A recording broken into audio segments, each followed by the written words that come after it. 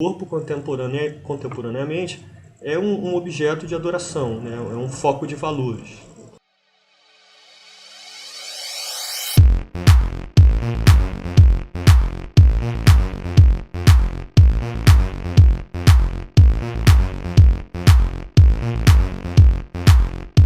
O corpo na sociedade moderna vem se tornando cada vez mais o foco de modificações. A mídia e a indústria da moda a cada dia impõem mais os estereótipos de força e magreza a serem seguidos pelas pessoas. E os jovens são os que mais procuram o chamado corpo perfeito. Mas o que é considerado como corpo perfeito para uns pode não ser para outros. Corpo perfeito? Você se olhar no espelho e se sentir perfeito. E eu entendo o corpo perfeito, o corpo saudável que permite que a pessoa exerça qualquer atividade que ela desejar, e por muito tempo. Na busca pelo corpo perfeito, muitas vezes a saúde é deixada de lado em prol de corresponder ao padrão de beleza. O uso de suplementos alimentares sem acompanhamento médico ou até métodos ilícitos podem colocar em risco a própria vida.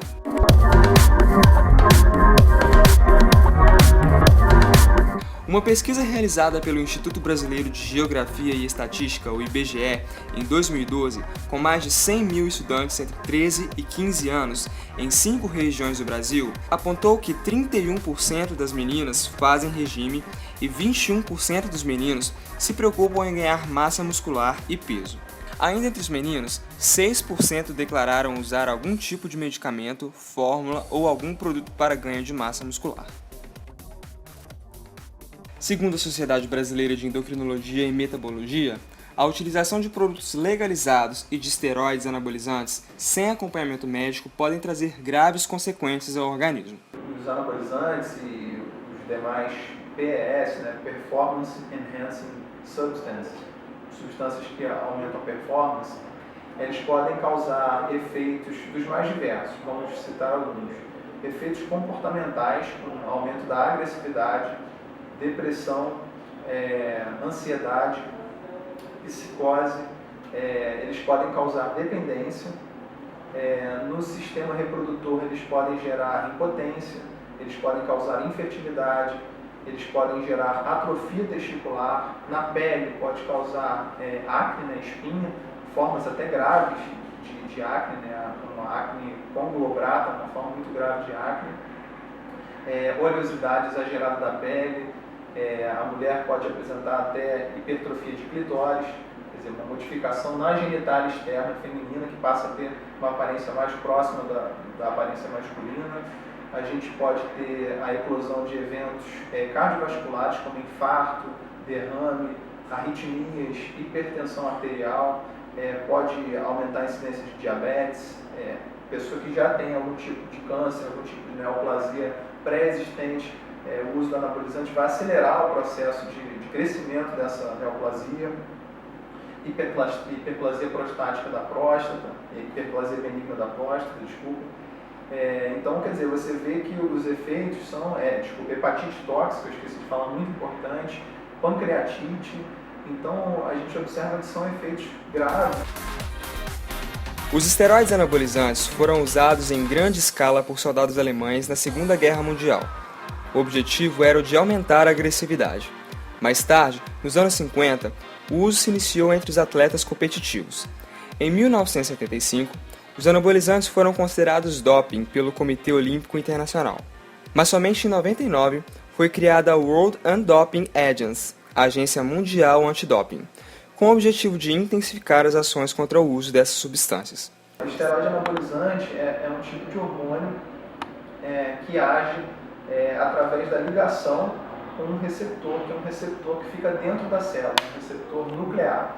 Então, o hormônio anabolizante ele atravessa a membrana da célula, entra dentro da célula e dentro da célula ele se encaixa no receptor e esse conjunto, receptor e hormônio esteroide anabolizante, vai ligar e desligar uma série de genes no nosso DNA. E isso vai produzir uma ação, em geral, anabolizante, quer dizer, uma ação de ganho de massa muscular, uma ação de ganho de massa magra e muitas vezes também com ganho de força muscular. Então, o uso do anabolizante tem como objetivo principal aumentar a força muscular, aumentar a massa muscular, diminuir a gordura corporal, melhorando assim o desempenho, a performance atlética do atleta. Então, essa é a principal forma de ação, né? Como você absorver é via oral, em forma de comprimido, que ele vai digerido no seu estômago e no seu intestino e depois é absorvido para o seu fígado. Aí aquilo tudo, essa via metabólica, ela é complicada porque ela sobrecarrega muito o seu fígado, porque ele tem que sintetizar todo aquele hormônio que está entrando no seu corpo. Arrumar uma hepatite, outros problemas de fígado também pode ficar até por causa do excesso de gordura que faz o hormônio jogar para a corrente sanguínea, pode arrumar até uma diabetes no indivíduo. Ele tomou hormônio sem indicação, sem controle, vai ficar na merda, pode ter certeza. Não hoje, mas futuramente. Pode ter certeza. A segunda via é uma via mais segura porque ela não tem que passar pelo fígado. Ela já vai direto no músculo, é intramuscular, através da seringa. Você aplica a substância dentro do tecido muscular e injeta ele lá e o seu músculo faz o trabalho de absorver. É uma forma mais rápida de absorver em uma quantidade maior, porque quando é sintetizado no fígado, aquilo tudo não é absorvido. A maioria já é eliminada. E a terceira forma é o GH, que você tem que inserir ele na coluna, na medula espinhal. Você pega uma agulha gigante e joga na coluna. Aí o GH, geralmente a pessoa vai com um endócrino e tudo mais, porque é uma coisa mais de tratamento médico. Isso. Mas são as três formas de utilizar o anabolizante. Por ter efeitos rápidos, há quem comece a usar muito cedo. Quantos anos você começou a malhar e quando você começou a usar anabolizante, quem te deu ou quem te incentivou a usar? 13 anos de idade, usei para ficar grande e esteticamente muito vantajoso. Você usou por quanto tempo? Usei por 2 meses, seco.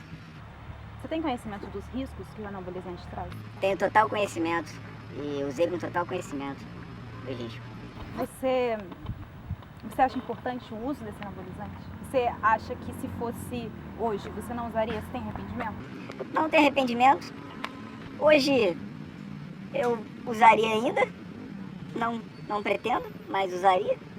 Eu sei os efeitos, eu sei os pós e os contras, sei o que fazer depois para reorganizar o organismo.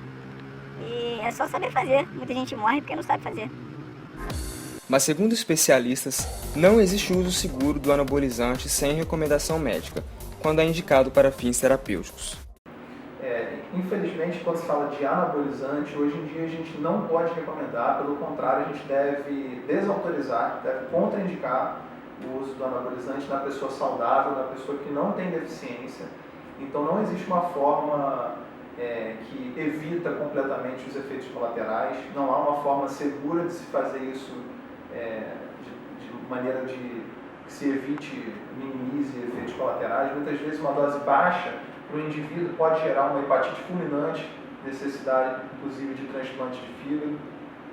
Então não há como recomendar isso sem ser nos estados patológicos, hoje, à luz dos conhecimentos que nós temos hoje. Além das modificações corporais, os esteroides anabolizantes afetam também o comportamento. Alterou seu comportamento? Deu uma estressada no meu corpo, eu fiquei mais agressivo, assim, não, como a gente tinha conversado antes, não violento a ponto de querer brigar e falar com os outros, mas eu ficava mais agressivo, eu respondia mais seco, eu fiquei mais nervoso, eu era mais pavio curto naquela época.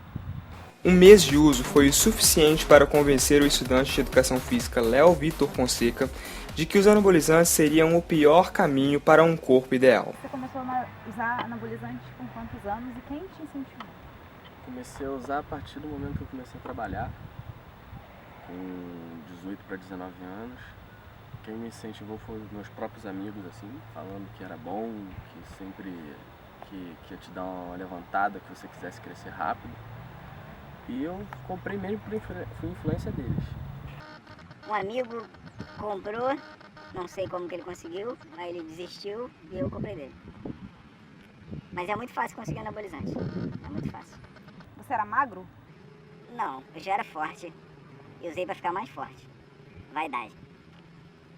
sujeito que faz uso de substâncias que danificam o próprio organismo o fazem sem um bom motivo, para além, inclusive, do motivo conscientemente, vamos dizer assim, alegado, o motivo estético. Para o indivíduo buscar um caminho tão rápido, mas tão perigoso, sabendo que é perigoso, é porque ele vê nisso algo muito importante, né? Algo de extrema importância. Uma alternativa ao anabolizante é a suplementação alimentar, que mesmo tendo seu uso liberado, divide opiniões entre os profissionais de saúde. A própria alimentação ela é capaz de suportar tudo aquilo que a gente necessita, fazendo atividade ou não. Mesmo quando a gente é atleta, tendo uma boa alimentação, ela é suficiente para promover as respostas ideais ou para suprir as necessidades que o organismo necessita em função do próprio treinamento e da competição. Porém, a gente sabe que existe um comércio enorme em cima disso, né?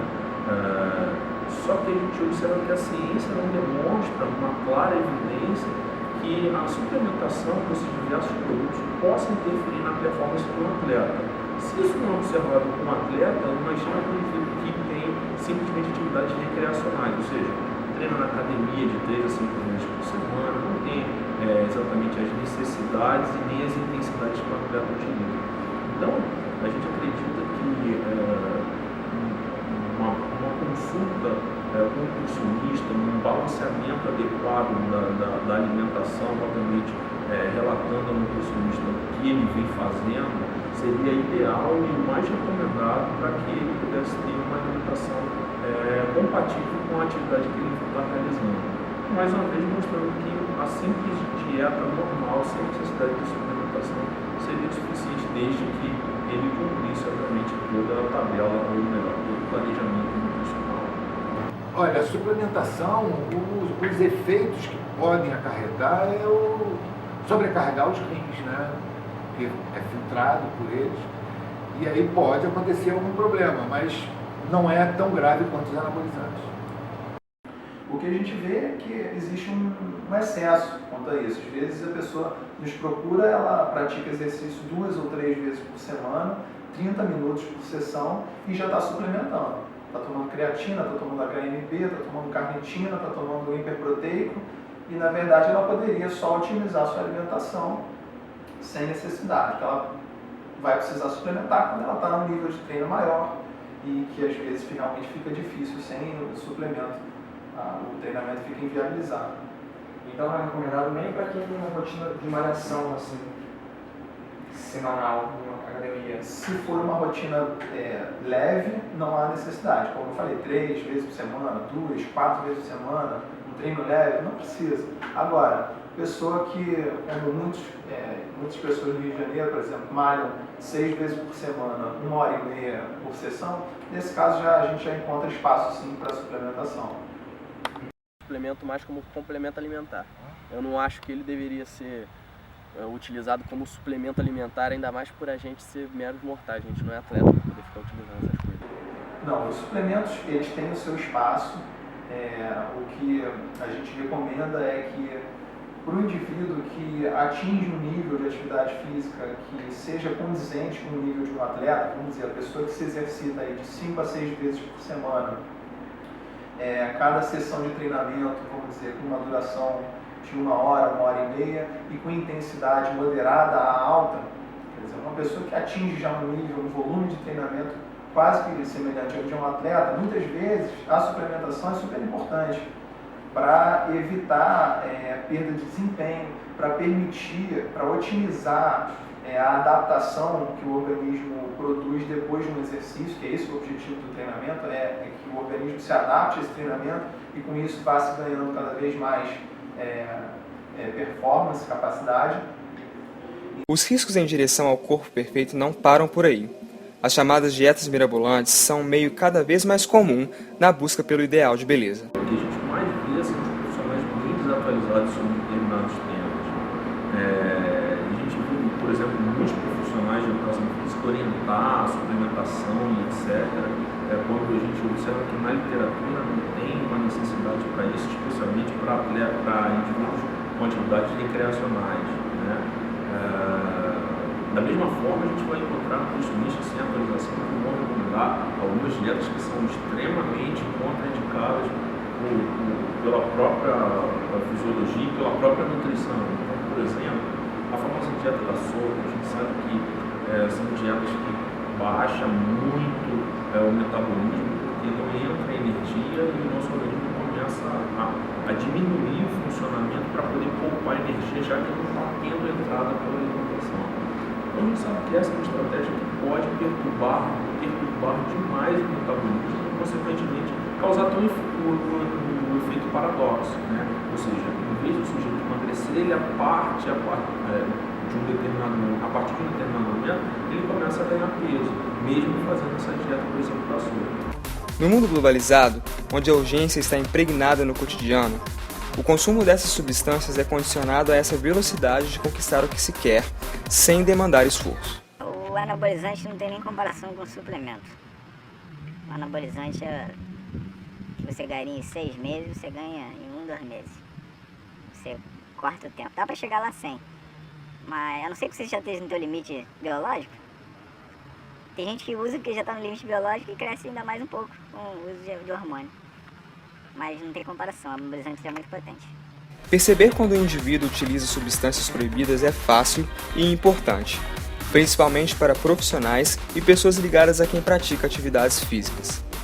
O grau de hipertrofia da pessoa, do desenvolvimento muscular, o aparecimento de espinhas, acnes, a projeção do queixo, a anteriorização do queixo, são características que confirmam o uso de anabolizantes. Não, não sentido nenhum nem outro. Eu sou meio chato com isso, eu sempre falo para eles tentarem primeiro buscar a alimentação correta, um modo de vida correto, né? Não vai só a alimentação. Abandonar o álcool, dormir nos horários corretos, descansar de forma correta, se alimentar de uma forma ideal. A melhor forma de conquistar um corpo saudável ainda é manter uma boa alimentação junto à prática esportiva. Portanto, a necessidade de fazer acompanhamento é primordial. Nutricionistas, endocrinologistas e profissionais da educação física concordam que um corpo saudável pode sim ser conquistado sem colocar em risco a saúde.